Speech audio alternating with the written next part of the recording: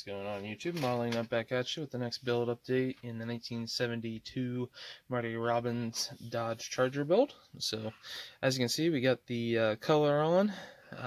Sorry, it's kind of blinding and whiting out, but the entire top of the color is the fluorescent yellow.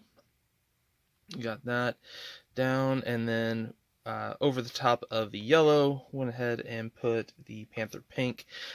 Just to note, if you're going to do this, I'd almost suggest put down a white base coat, or just overlay the yellow with white if you're going to do it in that way, just because trying to cover up the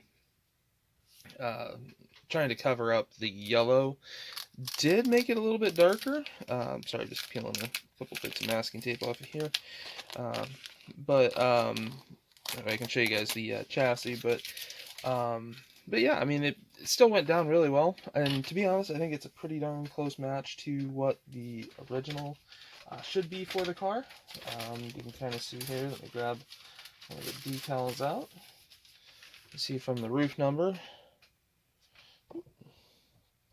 Pretty good match to it. So there you go. Okay, hold that up there. So again, this is a roof number, but pretty close match. So happy again with how the shade turned out.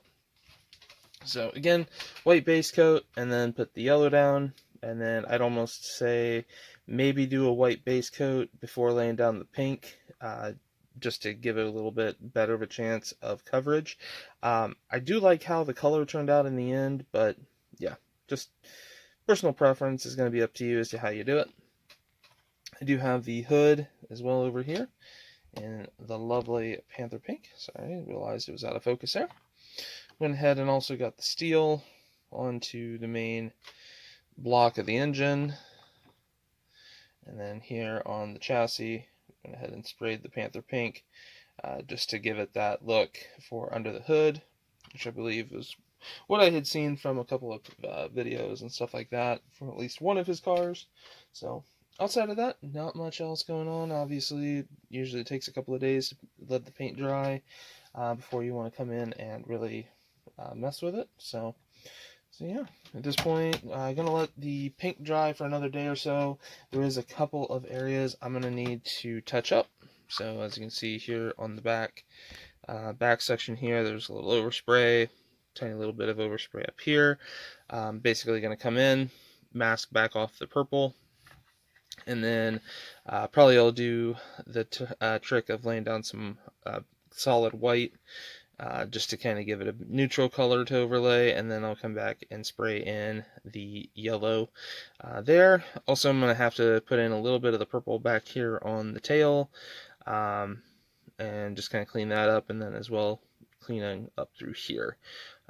Also, some of the yellow have to get, or I'm sorry, yeah, the yellow will have to get in through here as well. So there's just a few areas that the masking, I tried to mask it the best that I could, but the Spaz Sticks yellow just kind of had a bit of a powdered effect onto it that was kind of bleeding off. So I tried to wipe it down the best that I could, but the tape just didn't want to stick.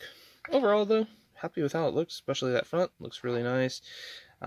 Really masked well, minus this one corner. But again, that's a simple fix. So we'll get that masked up and painted in and get proceeding. So I think by the time you see this as the next update, I'll probably go ahead, get all of those touch-ups done, and I'll probably go ahead and have decals on it for the next build part. So yeah, again, hopefully you guys have enjoyed the series so far, kind of getting to see one of these older kits, and I will see you in the next one.